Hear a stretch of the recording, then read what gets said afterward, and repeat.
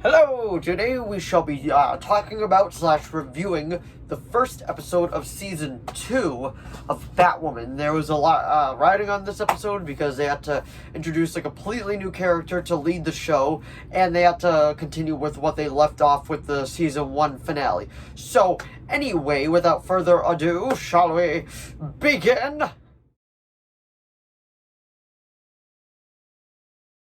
So, episode 1 of season 2, Whatever Happened to Kate Kane, I believe is the name of it. I could be wrong, but pretty much where the first season left off, we saw Alice put Hush's, new face, and then we find out that it's actually Bruce Wayne, played by, I want to say his name is Warren Christie, or Christie, something like that.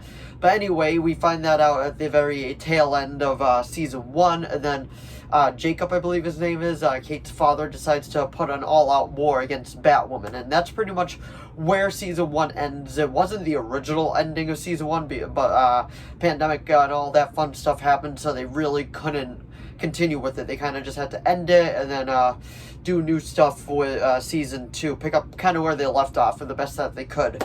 But pretty much what happened was Ruby Rose decided that she was done with it and she dropped out, so they had to make the decision to recast or create a whole new character altogether.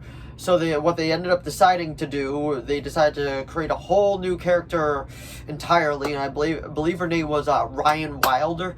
This was her first appearance, if you don't count the very quick appearance in Batgirl, because they wanted to introduce her in the comics before they ended up introducing her into the show. But I gotta say, I think they did a very good job with introducing her, and still trying to keep that mystery of what happens with Kate and all that. But there will be spoilers in this review, but I will put a spoiler warning up. I'll say spoiler warning before it pretty much happens. But pretty much what happens in this episode, this is non-spoilery. We meet Ryan.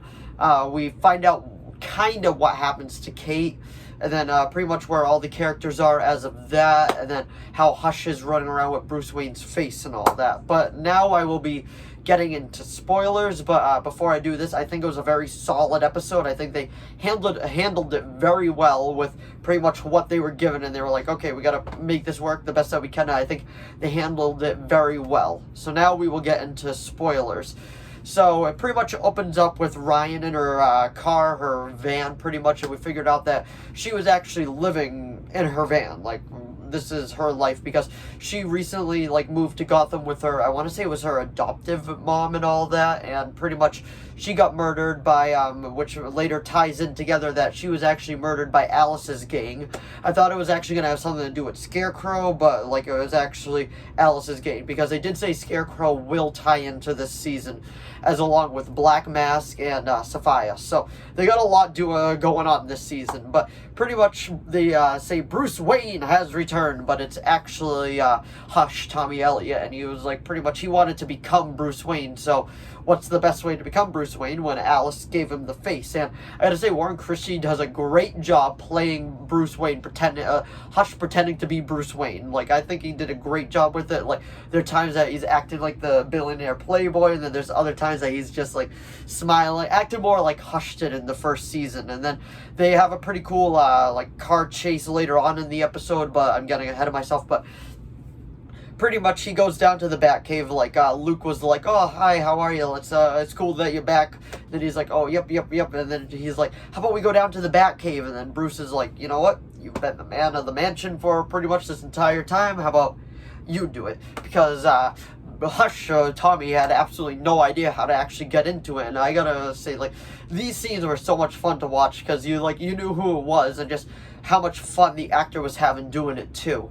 So pretty much what happened was that he got down there. He's looking for the bat suit, because that was the original mission and all that, with the kryptonite and all that. But he wanted the bat suit because he is obsessed with Bruce Wayne. He's a super fan.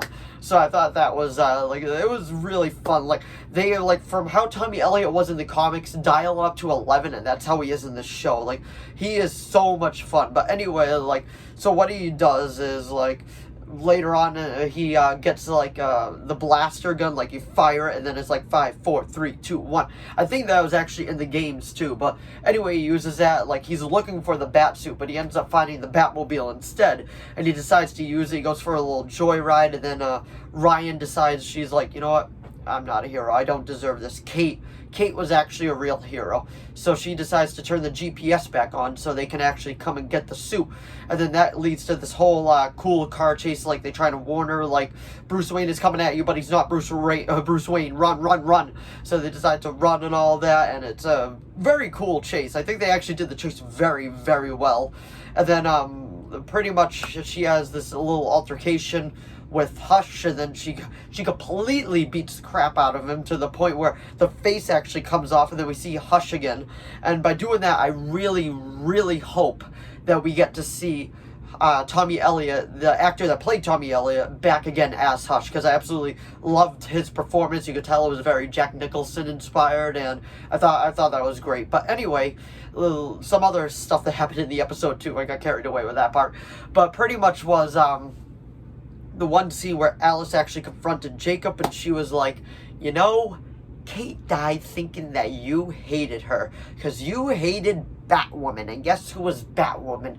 Kate. And then Jacob has to come with that realization, and it's very good acting from the actor. I don't know his name off the top of my head, but he gives a very, very good performance, very compelling, to the point at the end he decides to turn the bat symbol back on, the bat signal, and I thought that was actually very, very well done. I gotta say, I think this episode is the first part of it. It's off to a very, very good start. I'm really looking forward to seeing what the other 18, I believe, because I believe this season's 19 episodes. I'm looking very much forward to what the other 18 episodes will pretty much offer. And I know that there was a scene where she was beating up two crooks. One of them had kind of like a Scarecrow mask on, the other kind of had like a Joker mask on.